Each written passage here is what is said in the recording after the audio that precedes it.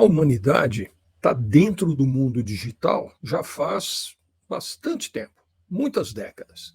Todos nós fomos sendo, de certa maneira, arrastados para o mundo digital. Mas a gente ainda tem dúvida, né? O que é efetivamente o mundo digital? Eu resolvi mostrar para vocês o que é uma imagem digital. E a partir dessa rápida conversa, a gente pode tirar algumas conclusões que são interessantes, que são legais. Para fazer isso, eu resolvi adotar um esquema, um jeito para explicar para vocês o que é uma imagem digital. Então eu fiz o seguinte, olha só, vou colocar aqui uma apresentação, imagens digitais.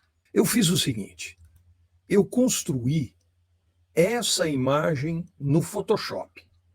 Eu abri o Photoshop, fiz lá um fundo branco, e nesse fundo branco eu desenhei um quadrado, que eu pintei de preto, um círculo, que eu fiz um degradê, e um elipsoide, que eu fiz um outro degradê.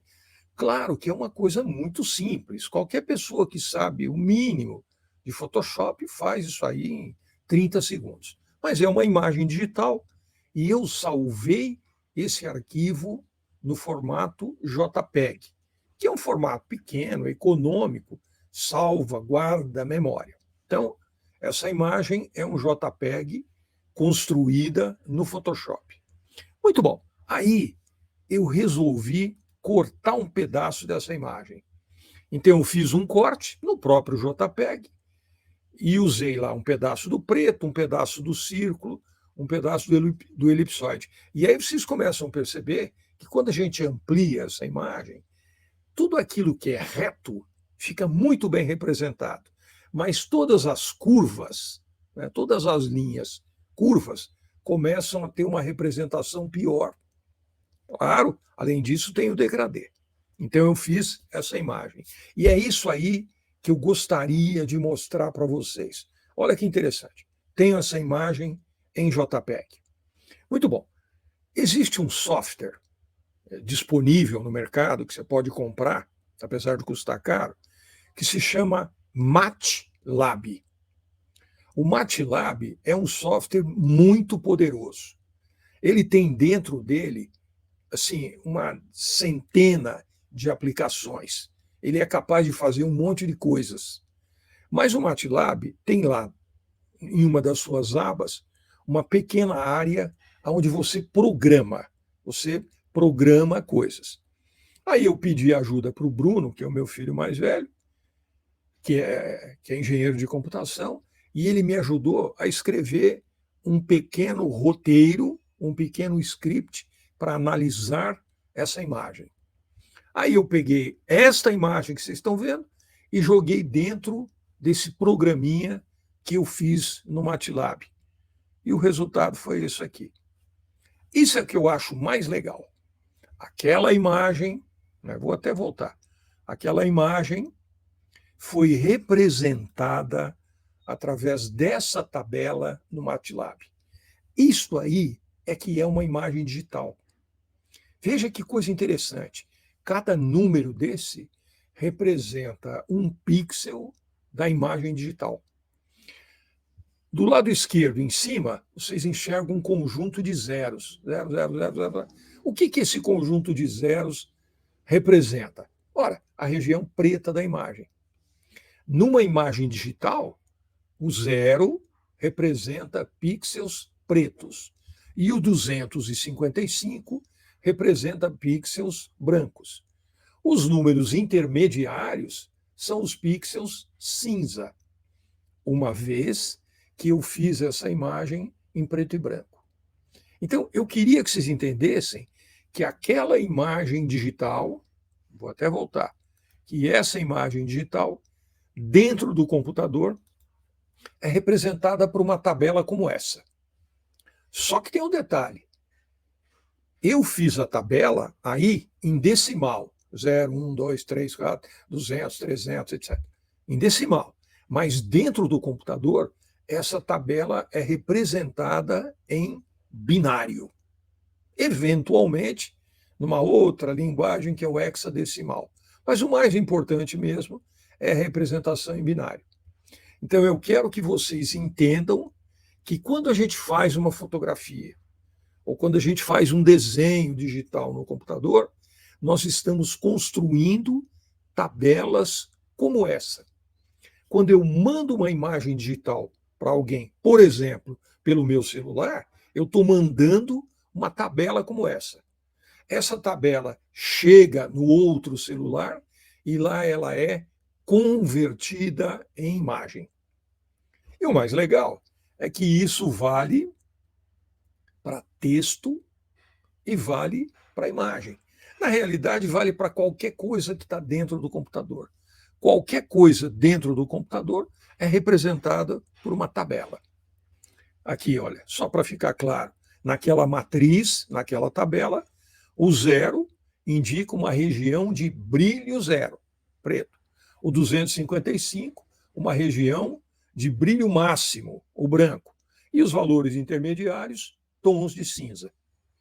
Curiosamente, como a imagem é preto e branco, existe apenas uma tabela. Se eu tivesse construído uma imagem em RGB, isto é, R vermelho, G green, verde e B de blue, eu teria 3 tabelas caminhando juntas e formando a imagem. Por isso é que quando a gente pega uma imagem colorida e converte para o preto e branco, o arquivo fica 3 vezes menor, porque é uma tabela só, em vez de 3. Então, quando eu entendi isso, quando eu comecei a estudar esse negócio, eu tive assim, um monte de ideias, eu aprendi muita coisa. Às vezes eu aprendi errado, ia reformulando, mas eu acho que esse conceito é o mais legal. Tudo que está dentro do computador, no celular, tudo que está dentro de um dispositivo digital é representado por uma tabela.